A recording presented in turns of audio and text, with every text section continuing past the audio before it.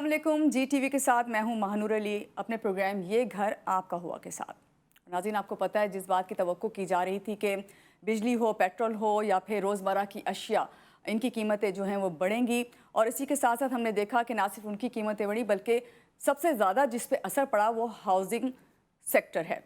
और इसमें अगर मैं बात करूँ कि सीमेंट की, कि सीमेंट की बोरी जो है जो 700 रुपये की थी वो अब 1000 तक हो गई है। इसके अलावा इसमें जो सबसे ज़्यादा अहम रोल है वो स्टील का है, इसकी कीमतों में भी इजाफा हुआ है। और इससे कितना फ़र्क पड़ेगा इसके बारे में तो हम ज़रूर बात करेंगे, लेकिन पहले चाहूँगी कि हमारे जो गेस्ट हैं उनका तारुफ आपसे करवा दूँ। हमारे साथ इस वक्त मौजूद हैं दानिश बिन रऊफ़, CEO हैं अल रऊफ़ बिल्डर्स एंड डेवलपर्स के, और इसके साथ साथ ये रह चुके हैं आबाद के साउदर्न रीजन चेयरमैन। और मैं इनके बारे में पढ़ रही थी, बहुत कम उम्र जो चेयरमैन रह चुके हैं साउदर्न रीजन के उनमें शामिल हैं, तो इनसे ही पूछते हैं बाकी बातें भी और मिलते हैं। अस्सलाम वालेकुम दानिश वालेकुम साहब, सलाम। कैसे हैं आप? मैं बिल्कुल ठीक पहले तो ठाक। आपका बहुत बहुत शुक्रिया आज के प्रोग्राम के लिए, आपने टाइम निकाला। और दानिश साहब, जितना मैं बता सकती थी वो मैंने बताया आपके बारे में, लेकिन यहाँ आपसे मैं सबसे पहले यही बात पूछूंगी कि अक्सर ऐसा होता है कि जब आप कोई प्रोफेशन जो है उसे ज्वाइन करते हैं तो उसमें या तो वो आपके फैमिली से आपको मिलता है या फिर बाय चॉइस होता है, तो आपके साथ कैसा रहा है? बिस्मिल्लाहिर्रहमानिर्रहीम। बहुत शुक्रिया आपका, आपने मुझे मदऊ किया इस प्रोग्राम के लिए। तो आपका जो पहला सवाल है वो जी। मैं समझता हूँ कि ये बड़ा जो यूथ और स्टूडेंट्स के लिए, हम्म। जब मैंने ये प्रोफेशन ज्वाइन किया तो मेरे माइंड में एज सच बिज़नेस ज्वाइन करने का इतना वो नहीं था। मेरा था कि यार मैंने कौन सी ऐसी फील्ड ज्वाइन करूं जिसमें मुझे मैक्सिमम से मैक्सिमम स्कोप मिल सके कि आइदर मैं बिज़नेस करूं, आइदर मैं कोई गवर्नमेंट की जॉब लूं, आइदर मैं यहाँ से बाहर जाके बाहर अब्रॉड जाके जॉब करूं। तो जब मैंने सारी यानी फील्ड्स की स्क्रीनिंग करी तो मैं प्री इंजीनियरिंग का स्टूडेंट था। जी। दैन फिर बहुत सारी BBA के लिए और बहुत सारी इंजीनियरिंग्स में तो मुझे सबसे अच्छी सिविल इंजीनियरिंग लगी। दैन मैंने सिविल इंजीनियरिंग में एडमिशन ले लिया। जब एडमिशन ले लिया तो हमारे फैमिली का कंस्ट्रक्शन का बिज़नेस इनिशियल बेसिस पे स्टार्ट हो रहा था। उससे पहले मेरे वालिद साहब का रियल एस्टेट का काम था, लेकिन रियल एस्टेट और कंस्ट्रक्शन दोनों बड़ी डिफरेंट फील्ड्स हैं। जी। तो जब मैंने कंस्ट्रक्शन सिविल इंजीनियरिंग ज्वाइन कर ली, 4 ईयर बैचलर्स प्रोग्राम था। दैन फिर फैमिली ने कंस्ट्रक्शन का बिज़नेस भी स्टार्ट कर दिया। मुझे फ़ायदा ये हुआ कि ड्यूरिंग स्टडीज़ मैं स्टडीज़ भी करता था और प्रैक्टिकल पे ऑन साइट भी मैं खुद अपनी साइट्स हैंडल करता था। दैन मेरा बैचलर्स कंप्लीट हुआ और उसके साथ साथ ही फिर मैंने मास्टर्स में, जब मैंने बैचलर्स किया तो मुझे पता चला कि यार अब इसकी जो मेरी जिस फील्ड में मैं आ चुका हूँ जी। इसमें सबसे ज़्यादा डिमांड स्ट्रक्चर इंजीनियर की है। तो मैंने दैन फिर स्ट्रक्चर इंजीनियरिंग में मास्टर्स के लिए एडमिशन ले लिया। दैन फिर मैं साथ कंस्ट्रक्शन अपना बिज़नेस करता रहा। अल्हम्दुलिल्लाह वो भी मास्टर्स हो गया और जी। आज फिर डिफरेंट पाकिस्तान इंजीनियरिंग काउंसिल के प्लेटफॉर्म से, आबाद के प्लेटफॉर्म से, डिफरेंट कुछ फाउंडेशंस थी उनके प्लेटफॉर्म से बिज़नेस के साथ साथ जो एक खिदमत का जो एक अल्लाह ने हमें एक एजुकेशन भी दे दी है। सारी चीज़ें मैं अल्लाह का शुक्र अदा करता हूँ जो अल्लाह ने हमें या मुझे अता की हैं। तो उसको अपनी खिदमत समझते हुए कि जो रिटर्न पे बैक करना है, तो डिफरेंट इदारों में अपनी खिदमत अंजाम दे रहा हूँ और इसी तरह ये सिलसिला चल रहा है। तो दानिश साहब, यहाँ आपसे पूछूंगी आपका इंजीनियर होना अ, किस हद तक इस प्रोफेशन में जो है अब हेल्पफुल आपके लिए रहा, क्योंकि आमतौर पे बिल्डर्स या डेवलपर्स जो हैं वो इंजीनियर्स नहीं होते। ये बिल्कुल आपने ठीक कहा। मैं समझता हूँ मुझे बहुत ज़्यादा मुझे फ़ायदा हुआ, मेरी फ़ैमिली को फ़ायदा हुआ। ये मेरा फ़ैमिली जो बिज़नेस था उसको बहुत ज़्यादा फ़ायदा हुआ कि मैंने इस प्रोफेशन को ज्वाइन किया। और वजह इसकी ये थी कि हमारे जितने भी ज़्यादातर बिल्डर्स होते हैं बिज़नेस एडमिनिस्ट्रेशन से आए हुए होते हैं। जी। बिज़नेस तो कर लेते हैं, लेकिन जो आजकल की जो कंस्ट्रक्शन हाई राइज बिल्डिंग्स जो बन रही हैं, जो अभी का सिनेरियो है, इसमें मैं समझता हूँ कि आपको टेक्निकल भी बहुत ज़्यादा साउंड्स होना पड़ता है। दैन आप ये सारे काम करवा लेते हैं, क्योंकि इसमें हम ज़्यादातर जो बिल्डर्स होते हैं हम लोग इंजीनियर्स हायर करते हैं। अब इंजीनियर्स आउटसोर्स इंजीनियर्स जी होते हैं, बिल्कुल। फिर एक इंजीनियर्स बिल्डिंग बनाता है, दूसरा उसको वेट करता है, लेकिन हमें नहीं पता कि वो हमारी बिल्डिंग्स किस तरह डिज़ाइन कर रहे हैं, कितने पॉइंट्स पे पर स्क्वायर फुट पे वो बिल्डिंग डिज़ाइन कर रहे हैं। जी। हमने यानी कंस्ट्रक्शन सेक्टर ये एक ऐसा सेक्टर है, और ख़ासकर ये सिविल इंजीनियरिंग का, जी। कि इसके अंदर आपको लाखों रुपए का नुकसान भी हो जाए आपको पता नहीं पता चलता। नहीं चलता। अगर आप टेक्निकल साउंड नहीं हो तो आपका इंजीनियर, आपका कंसल्टेंट, आपका कॉन्ट्रैक्टर आपको लाखों रुपए का नुकसान दे देगा, और वो आप इन द एंड आपके प्रॉफिट से ही वो लॉस हो रहा होगा, आपको जी। पता नहीं चलेगा। तो मैं समझता हूँ कि मुझे इन सारी चीज़ों का बहुत ज़्यादा फ़ायदा हुआ कि किस तरह अपनी कॉस्ट को कम से कम अपनी कॉस्ट की जा सकती है, किस तरह अपनी क्वालिटी ज़्यादा से ज़्यादा बेहतर की जा बेहतर। सकती है। इसलिए कहते हैं ना, जब भी आप किसी प्रोफेशन में जाने लगें तो पहले उसके बारे में आपको नो हाउ होनी चाहिए, और इतनी होनी चाहिए कि कम से कम आपको कोई नुकसान, कोई लॉस ना हो। अभी जिस तरह आपने कहा कि वरना लाखों रुपए का नुकसान भी हो सकता है। बिल्कुल। तो अभी और जहाँ तक मुझे याद है, आपके साथ यही है कि हाई राइज बिल्डिंग पे ही आपने ज़्यादातर काम किया है। अगर मैं आपसे बात करूं कि हम 80s या 90s में देखते हैं कि ये एक वक्त आया कि ये अपार्टमेंट्स का जो काम था ये बड़े बूम पे आ गया। तो उससे पहले तो इतनी हाई राइज बिल्डिंग का था भी नहीं।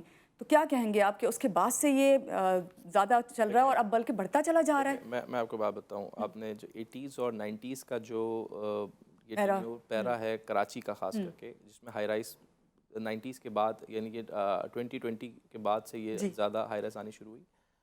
80s और 90s में जो कराची था ये हॉरिजॉन्टली एक्सपेंड हो रहा था। जी। डिफरेंट हाउसिंग स्कीम्स नई आ रही थी। स्कीम 33 भी आपका बहुत ज़्यादा वैकेंट पड़ा हुआ था। गुलिस्तान जौहर जो है आपका, वो अगर बिल्कुल वो भी 90s में बिल्कुल 90s में ही। खाली था। तो लोगों के पास बहुत ज़्यादा ऑप्शन था कि वो हॉरिजॉन्टली ज़्यादातर अपनी इन्वेस्टमेंट प्लॉट्स में करें, और प्लॉट्स में ख़रीदने के बाद देन उस पर वो अपने घर बनाएं। ये जो हाई राइज का जो कॉन्सेप्ट आया कि कराची में पिछले कोई, मैं नहीं समझता कि 20 साल हो गए कोई भी गवर्नमेंट ने, केडीए ने कोई हाउसिंग स्कीम कराची को कोई नई हाउसिंग स्कीम नहीं दी। बिल्कुल। ना हाउसिंग स्कीम मिली। जितनी भी लैंड थी कराची के आउटस्कर्ट्स में, फिर जो सेकंड ये हुआ, जो कराची के पॉलिटिकल हालात थे वो ऐसे थे कि कोई अपने एरिया में जो लोग, जिसको भी घर बनाना था, वो उसका एक सर्टेन उसका एक रेडियस था जी। जिसमें उसकी फैमिली, उसके सारे रिलेटिव्स वहीं रहते थे, तो उस सर्कल से उसको बाहर नहीं जाना था। देन फिर ये हाई राइज का कॉन्सेप्ट आया कि हाई राइज में लोगों को कम एरिया में ज़्यादा से ज़्यादा लोग रह रह सकें। सकें, बिल्कुल। दुनिया में जितनी भी हाई राइज बिल्डिंग्स बनती थी, तो ये सारी या मेट्रोपॉलिटन सिटीज़ में बनती हैं या कॉस्मोपॉलिटन सिटीज़ में बनती हैं। अनफॉर्चुनेटली कराची एक कॉस्मोपॉलिटन सिटी है, लेकिन आज जी। तक इसको मेट्रोपॉलिटन सिटी का भी प्रॉपर दर्जा और प्रॉपर इसके वसाइल इसको नहीं नहीं दिए गए। दिए गए। जबकि मैं समझता हूँ कि कराची मेट्रोपॉलिटन से बढ़ के कॉस्मोपॉलिटन सिटी आ गई है। कॉस्मोपॉलिटन सिटी की डेफिनेशन जो होती है वो ये होती है कि कोई भी ऐसी सिटी जिसका बजट एक कंट्री से ज़्यादा हो, और कराची का जो बजट है, कराची की जो आवाम है, जी। वो दुनिया के बहुत सारे ममालिक से कई गुना ज़्यादा है। तो इसको कॉस्मोपॉलिटन सिटी का दर्जा मिलना चाहिए, जो कि आज तक नहीं मिला। तो अब ऐसी, अगर हम इसको मेट्रोपॉलिटन भी लेते हैं, जी। तो इसमें अभी तक हाई राइज में वो इंफ्रास्ट्रक्चर, वो डेवलपमेंट गवर्नमेंट के इदारों की तरफ से नहीं दी गई, जिसकी वजह से लोग आज भी हाई राइज को थोड़ा सा मैं समझता हूँ कि लोगों की तरफ से कुछ एबाम रहता है। लेकिन जो आपका सवाल था कि 80s और 90s में हाई राइज इतना नहीं था क्योंकि लैंड्स खाली थी। अभी सही। लैंड कराची में बिल्कुल भी नहीं अवेलेबल है। बिल्कुल, आपने जो कराची जिक्र का किया है ख़ास तौर से। कराची का जो शार फैसल है, आज ये कराची का एक बिज़नेस हब है। इस शार फैसल पे जितनी भी ऑफिसेस हैं, तो ये आज से कोई 30 साल पहले, 40 साल पहले, ये पहले सब ग्राउंड प्लस वन बने हुए थे। लेकिन राइट। वक्त के साथ साथ दुनिया आज कहाँ से कहाँ चली गई है। 100 मंजिला बिल्डिंगें बन रही हैं, 80 फ्लोर्स की बिल्डिंग्स बन रही हैं। यहाँ पे आज भी हम ग्राउंड प्लस 25 फ्लोर्स बनाते थे, उसमें भी बीच कितनी हडल्स लास्ट 2-3 सालों में कोर्ट की तरफ से आई, डिफरेंट इदारों की तरफ से आई, जो कि इसको किसी भी तरह इस हाउसिंग सेक्टर को आगे बढ़ना नहीं देना चाहते। मैं तो समझता हूँ ये वो शायद अनासिर हैं जो कि पाकिस्तान को तरक्की नहीं करना देना चाहते। तो दानिश साहब, अभी आपने जिक्र किया कि हाई राइज बिल्डिंग की तरफ से लोगों को इबाम होता है, और वो होने की वजूहात भी आपको पता है। तो क्या अब जिस तरह काम हो रहा है, क्योंकि आप कर रहे हैं काम और आप देख भी रहे हैं और आप कहते हैं कि हमें इस चीज़ की इजाज़त मिलनी चाहिए और ये होना भी चाहिए, तो आप समझते हैं कि लोगों के अंदर जो इबाम है, इसको आप, अगर मैं कोई जवाब देंगे या लोगों को ये बता सकते हैं इस प्रोग्राम के थ्रू कि हमें अब इबाम नहीं होना चाहिए? देखिए, मैं इसमें बताऊँ, इबाम लोगों को आज भी कराची में 2 सेक्टर काम कर रहे हैं कंस्ट्रक्शन का, एक लीगल सेक्टर और एक illegal sector. Unfortunately legal sector से ज़्यादा बड़ा काम इलीगल सेक्टर का है, जो कि कराची में अनऑथराइज कंस्ट्रक्शन हो रही है। लेकिन बात वही आ जाती है डिमांड और सप्लाई की, जी, कि यहाँ पे कराची की में लोगों को रहने के लिए घर चाहिए, चाहे बिल्कुल वो चाहिए। जैसा भी हो। और अगर आप देखें स्टैटिक्स, तो रोज़ाना 10,000 बंदा रोज़ाना पाकिस्तान से, पूरे पाकिस्तान से, जिसे हम अर्बनाइजेशन कहते हैं, वो आती होती है ओके, कराची में। हमारे सुराब गोट और इधर आते हैं। ये वो सारे लोग हैं जो कराची एक बार आ गए तो अब कराची इन सब का शहर हो गया। इन सबको कराची में घर भी चाहिए, इनको ट्रांसपोर्ट भी चाहिए, इनको जी, कराची से ही अपनी ज़िंदगी गुजारनी है।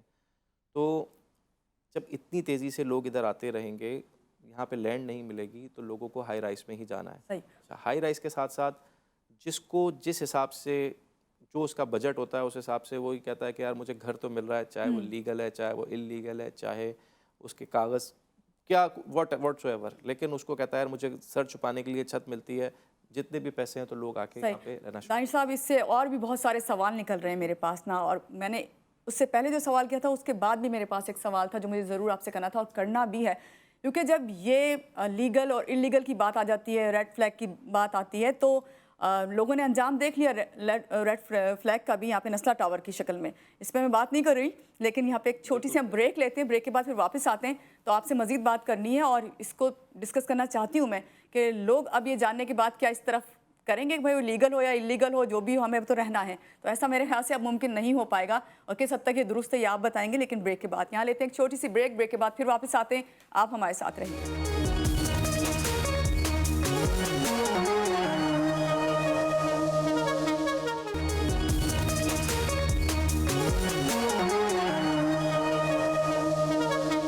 जी, ब्रेक से आ गए हैं वापस, और ब्रेक पे जाने से पहले बात हो रही थी दानिश साहब से कि भाई जो हाई राइज बिल्डिंग है उनका बड़ा बूम आया, फिर बीच में बात होने लगी कि लीगल और इलीगल की।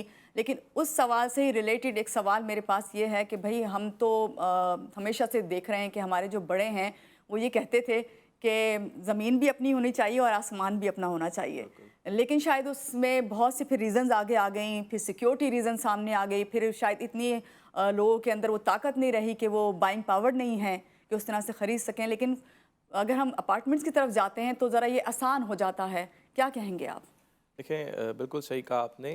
ज़मीन और अपार्टमेंट कराची में, जैसे मैंने पहले बताया कि केडीए ने ज़मीन देने का काम गवर्नमेंट का था। जी, गवर्नमेंट किस्तों पे एक किसी भी अथॉरिटी को ज़मीन देती थी, अथॉरिटी बाय करती थी, फिर वो लोगों को उसकी अलॉटमेंट करती थी थ्रू इंस्टॉलमेंट। जी। इस तरह कराची भर में तमाम लोगों ने अपनी अपनी ज़मीनें ली। हुँ, पिछले 20 सालों से, बल्कि 17-18 साल हो गए, लास्ट तेसरा टाउन, एमडीए ने एक तेसरा टाउन की स्कीम लॉन्च की थी, जिसका आज तक कोई कुछ पता ही नहीं पता है। ही नहीं है। कराची के हज़ारों लाखों लोगों ने लिए और आज सबके पास सिर्फ फाइल है, प्लॉट नहीं है, कागज़ मौजूद है। जी, तो जब ये लोगों ने देख लिया, तो इसके बाद कराची आज जो आपको डेवलप नज़र आता है, वो सिर्फ़ और सिर्फ आबाद के बिल्डर्स की ही वजह से ये कराची आज आपको जो डेवलप नज़र आ रहा है, जो जिसे आप प्लैन्ड डेवलप कहते हैं। जी, मैं इस बात पे बिल्कुल फ़ख्र है मुझे, और कि कराची की जो आज पोजीशन है, जी। जो प्लैन्ड कराची है,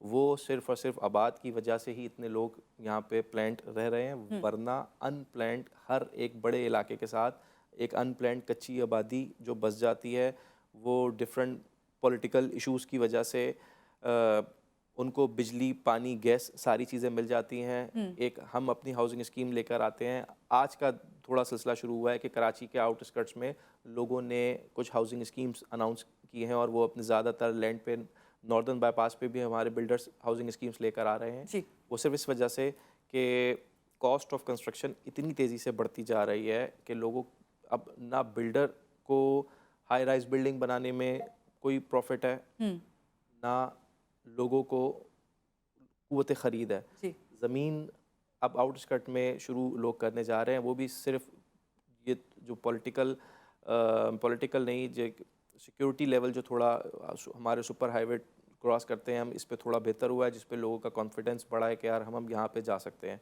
ये सवाल। सेकंड जो एक चीज़ मिस हो गई, आपने इलीगल और इलीगल कंस्ट्रक्शन और लोग अब हाई राइज में जाएं, बिल्कुल। उसके हवाले से देखें, जो भी आपने बिल्डिंग का भी जिक्र किया कि नस्ला टावर गिरी, कराची ये पाकिस्तान की जो कुछ तारीख, हम्म, हमारा मुल्क हमारी माजी की गलतियों से भरा हुआ है, और ऐसे बहुत सारे सही माजी जिक्र के करें तो वो निकलता ही चला जाएगा। इकदाम है जिसको आज कहते हैं कि वो उस दौर का माजी का सबसे गलत फैसला था। तो नस्ला टावर भी मैं और आप देखेंगे आगे जाके कि ये भी माजी के एक तारीख में लिखा जाएगा कि ये हमारे मुल्क की अदलिया का या जो भी लोग इसमें शामिल थे उनका ये बहुत ही गलत फैसला था, और इस पे लोग तारीख ये हो गई सही। है। लेकिन मैंने इसलिए जिक्र छेड़ा था, जिक्र आ भी जाता है कि इसके बाद लोगों में जो एक वो कहना चाहिए कि अवेयरनेस आ गई है कि अब वो कहीं पे कुछ भी अपने लिए लेते हैं, क्योंकि ज़िंदगी भर का सरमाया लगाते हैं। दानिश साहब, कोई आसान बात देखिए, नहीं है। ये बड़ा तो अच्छा सवाल है। मैं इसमें आपको मैसेज है लोगों के लिए भी जी। एक ना, कि देखें, हम लोग हर पाकिस्तान के अंदर भी ट्रैवल करते हैं और पाकिस्तान से बाहर भी ट्रैवल करते हैं। हम लोग अगर यहाँ से इस्लामाबाद जाते हैं या मरी जाते हैं या अगर कहीं बाहर दुबई जाते हैं तो हम booking.com पे होटल की सिलेक्शन करते हैं, उसके रिव्यूज़ चेक करते हैं। जिस जगह हमने 2 या 3 दिन ठहरना होता है वहाँ के भी हम रिव्यूज़ चेक करते हैं कि यार ये लोगों के बिल्कुल, क्या आप रिव्यूज़ ये हैं। रहने के लिहाज से बात कर रहे हैं। सुने, और हम अगर कोई किसी ऐप पे किसी रेस्टोरेंट से कोई ऑर्डर करते हैं तो हम यही उसके मैं भी कहने रिव्यूज लगी चेक थी, करते हैं। उसके सबसे पहले लेकिन reviews check जिंदगी करते हैं। भर जिस जगह हमने रहना है, जिंदगी भर की हमारी जो जमा पूंजी हमने जहाँ देनी है, उसके लिए हम ये नहीं करते। हम एक टीवी पे बहुत अच्छा कमर्शियल ऐड देखते हैं, अखबार में ऐड देखते हैं, या हमारा कोई भी एक जो नियर बाय स्टेट एजेंट होता है जो हमें कोई भी कहता है यार बस यहाँ, और जिसमें हमें ट्रस्ट होता है। हम वो कर लेते हैं। तो ये एक हमारी आवाम की बहुत बड़ी गलती है। मैं कहता हूँ कि भाई, हाउसिंग सेक्टर, कंस्ट्रक्शन सेक्टर, या जिसको भी मुझे प्लॉट ख़रीदना है, मुझे घर ख़रीदना है, मुझे फ्लैट ख़रीदना है, मैं ये सारी चीज़ें उस बंदे से ख़रीदूँ जिसका मुझे बैकग्राउंड पूरा पता हो, नंबर 1। नंबर टू, मैं ये सारी चीज़ें उस बंदे से, उस डेवलपर से, उस बिल्डर से ख़रीदूँ जिसके पास मैं, जिसके सामने डायरेक्ट बैठूं और डायरेक्ट बैठ के सही। उससे मैं डील करूं ना, या मैं कोई ऐसा मिडिल मैन बीच का निकालूं, कोई ऐसा रिलेटिव निकालूं, कोई ऐसा पर्सन केयर ऑफ का निकालूं जो मुझे डायरेक्ट बिल्डर तक बिठाए। मैं ऐसी किसी भी जगह इन्वेस्टमेंट ना करूं जहां पे मुझे उसके ऑफिस के स्टाफ बिल्कुल, के वो ट्रस्ट वर्दी हो। बिल्कुल। अब यहाँ पे जब आपने ये बताया कि उस वक्त तक तो काम हुआ, अब लोग जो देख रहे हैं ना वो सोच रहे होंगे कि क्या अभी भी उस पे जो है हमें ट्रस्ट करना चाहिए, अभी आगे लेके चलेगी हुकूमत, ये तो बात की बात है। लेकिन एज ए कंस्ट्रक्शन सेक्टर के हवाले से, क्योंकि आप इस वक्त उसको जो है बता रहे हैं और उसको प्रेजेंट कर रहे हैं, तो आपसे पूछना चाहूँगी, और लोगों के लिए ख़ास तौर से मैं ख़ुद भी जानना चाहती हूँ कि अभी जो लोगों के अंदर ये इब्हाम आ गया है कि शायद अब इस पे काम रुक गया है, क्या तो क्या ऐसा है या अभी? देखें, अभी अगर इसमें कोई शक नहीं कि जो अगर आज एज टुडे बहुत बुरी और बहुत ख़तरनाक कंडीशन है कंस्ट्रक्शन सेक्टर की, इवन पूरे पाकिस्तान की, जो पेट्रोलियम सेक्टर की प्राइसेस इंक्रीज़ हो रही हैं। मैं लोगों को ये कहना चाहूँगा कि आपके पास अगर कैपिटल है और आपकी ख्वाहिश है कि आपको अपने लिए रियल एस्टेट में, प्रॉपर्टी में कुछ इन्वेस्टमेंट करनी है, या आपको अपना घर बनाना है, तो आप इमीडिएट बेसिस पे किसी के पास जाके भी उसको परचेज़ कर लें, बाय कर लें। डेली बेसिस पे कंस्ट्रक्शन, कॉस्ट ऑफ कंस्ट्रक्शन है, जो बिल्डिंग बढ़ती ही मटीरियल्स जा है, रही है। डेली बेसिस पे, यानी कि मैं सिंस 2008 से मैंने काम स्टार्ट कर दिया था, जी। तो आज तक इतनी स्पीडली जो कॉस्ट ऑफ कंस्ट्रक्शन बढ़ते मैंने आज तक नहीं देखी। और जब कॉस्ट ऑफ कंस्ट्रक्शन बढ़ेगी, इन द एंड जो फ़र्क पड़ेगा वो एंड यूज़र को ही पड़ेगा। पहले मुझे अच्छी तरह याद है, आज से कोई 10 साल पहले 3 बेड ड्राइंग लॉन्च का जो फ्लैट था, आज से 10 साल पहले वो 60-70 लाख रुपए का मिलता था। फिर वही 70-80-90 लाख रुपए में वो फ्लैट 2 बेड ड्राइंग लॉन्च 4 कमरों का और हो गया। आज क्या प्राइस है ये बताएं, फिर मैं ब्रेक पे जाऊँ। आज वो 80 और 85 लाख रुपए का फ्लैट, मैं कराची के नॉर्मल, जिसमें स्कीम 33 के कुछ इलाके, कराची सेंट्रल के कुछ इलाके, नॉर्थ कराची, आज वही 70-80 लाख रुपए का फ्लैट 3 कमरों का हो गया है। वही और यही अगर चलता रहा तो जो कराची की जो आवाम थी, जो पहले 5 कमरों के लिए फ्लैट निकलती थी, वो आज से कुछ टाइम पहले 4 कमरों के अब खरीद रही है। अभी की वो कंडीशन आ गई है, लोग 3 कमरे के फ्लैट भी कहते हैं कि अगर हम गुजर बसर कर लेंगे। लेकिन जिस तरह ये कंस्ट्रक्शन महंगी होती जा रही है, ये लोग 2-2 कमरे और एक 1 बेड लॉन्च में भी उसकी तरफ भी आना आ शुरू कर जाएंगे। देंगे। तो ये बिल्कुल। बड़ी एक अलार्मिंग सिचुएशन है एज टुडे। आपने जिस तरह कहा कि आप ये हाउसिंग में कभी इस तरह से जो है प्राइसेस बढ़ती नहीं देखी, तो मेरे ख्याल से हमने कभी पेट्रोल की भी इस तरह प्राइसेस बढ़ते नहीं देखी जितनी स्पीड से बढ़ी। यहाँ लेते एक छोटी सी ब्रेक के बाद फिर वापस आते हैं आप हमारे साथ।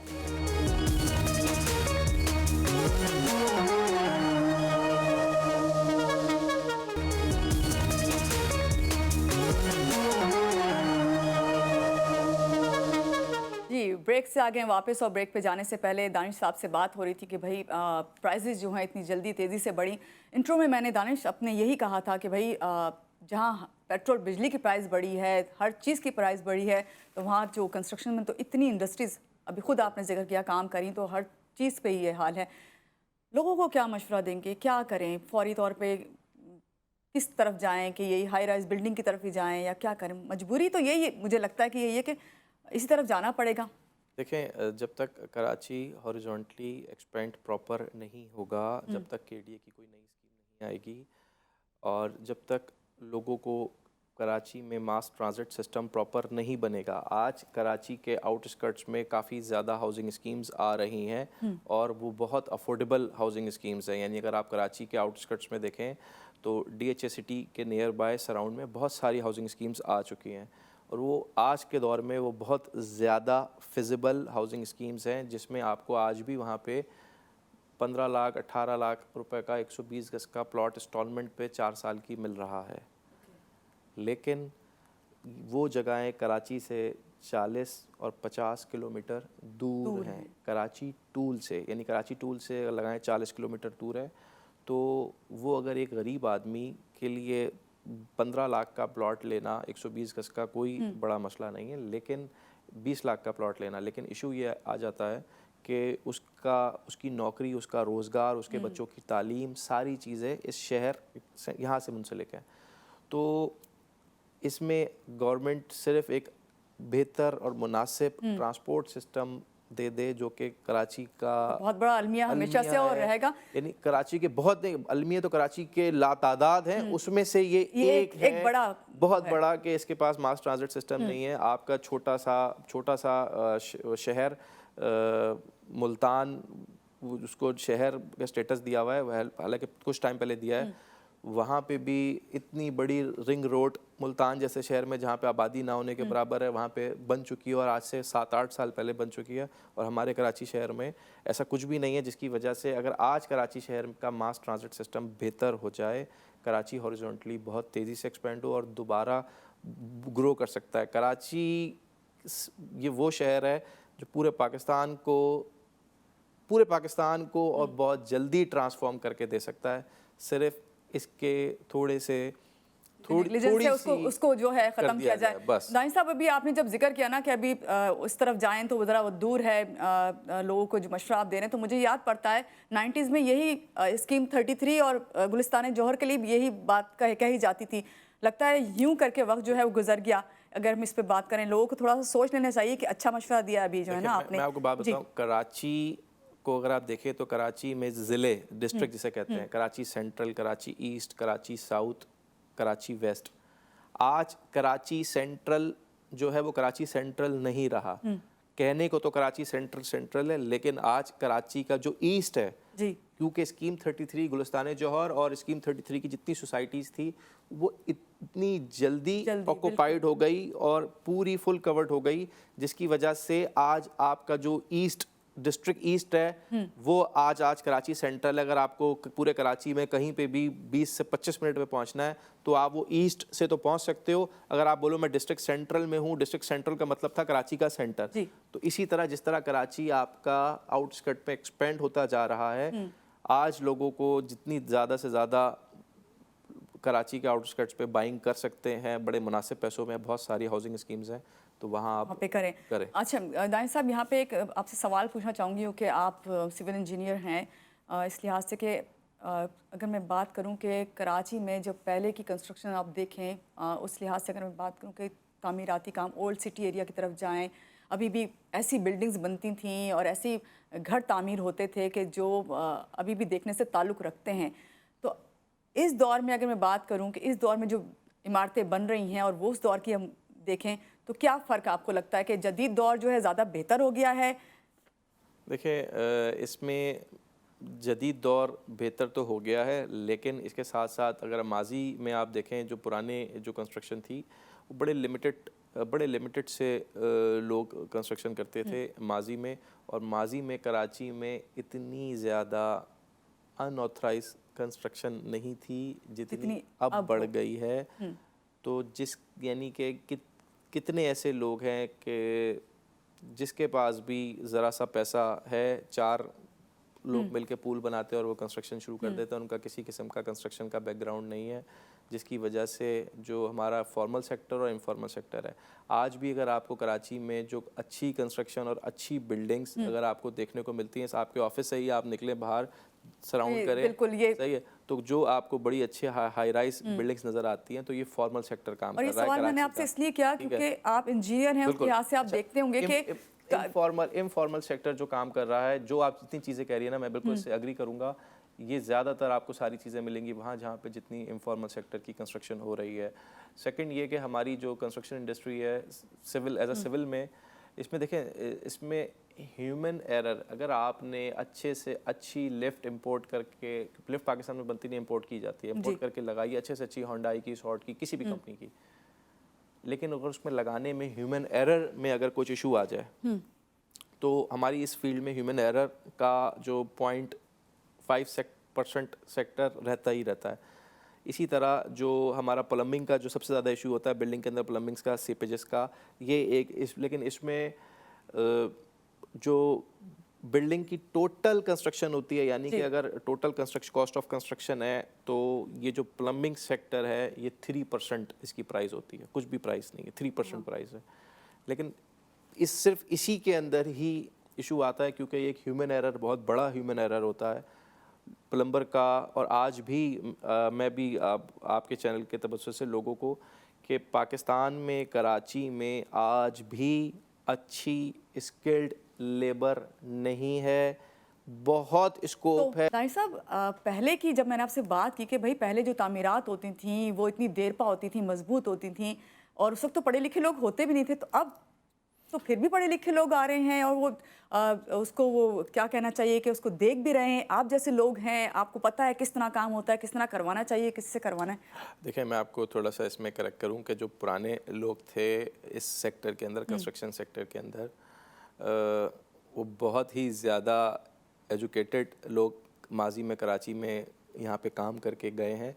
और जो कराची की कुछ ऐसी बिल्डिंग्स में, मुझे अच्छा लगता है उनका, फ़ारूक हसन साहब का नाम लेना, जो जिनके नाम पे हसन स्क्वायर बना हुआ है जी।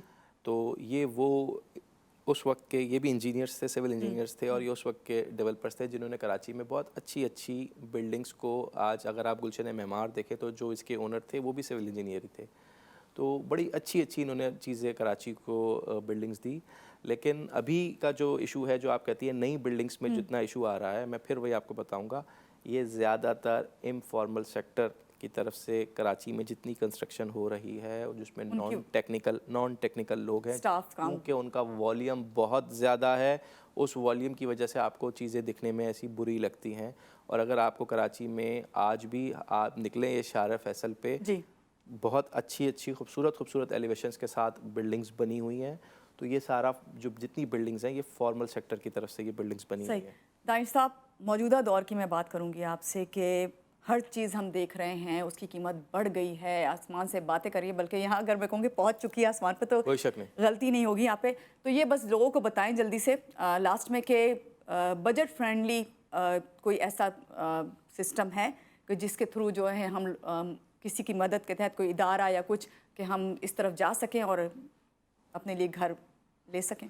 देखें, अभी का जो दौर है ये, इसमें कोई शक नहीं, पाकिस्तान अपने बड़े मुश्किल मराहिल से गुज़र रहा है। जितने भी लोग हैं, मेरा लोगों से सिर्फ ये कहना है कि अपनी इनकम को कुछ भी करके डबल करें, अपने रिसोर्सेज बढ़ाएं। जी। पाकिस्तान आज भी लैंड ऑफ अपॉर्चुनिटीज़ है, इसमें कोई शक नहीं। कराची आज भी लैंड ऑफ अपॉर्चुनिटीज़ है।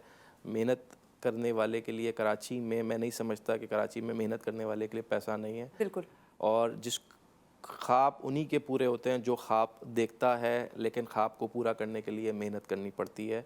जितने भी लोग हैं जो चाहते हैं कि उनका अपना घर हो, वो अपने रिसोर्सेज बढ़ाएं। हमारे मुल्क में जो बहुत बिज़नेस कोच मौजूद हैं, अच्छे अच्छे बिज़नेस ट्रेनर्स हैं। यूट्यूब के अंदर आप किस तरह जाके फ्रीलांस बिज़नेस कर सकते हैं। जब तक अपनी इनकम आप नहीं बढ़ाएंगे, मैं आज समझता हूँ कराची में सैलरीड पर्सन जिसकी 1 लाख रुपए महीना आमदनी तनख्वाह है, वो 20 साल में भी अपना घर नहीं बना सकता। आपने जब तक वो अपनी इनकम को डबल ना करे, अपनी ऑल्टरनेट कहीं से दूसरी इनकम जनरेट ना करे, वो नहीं कर सकता।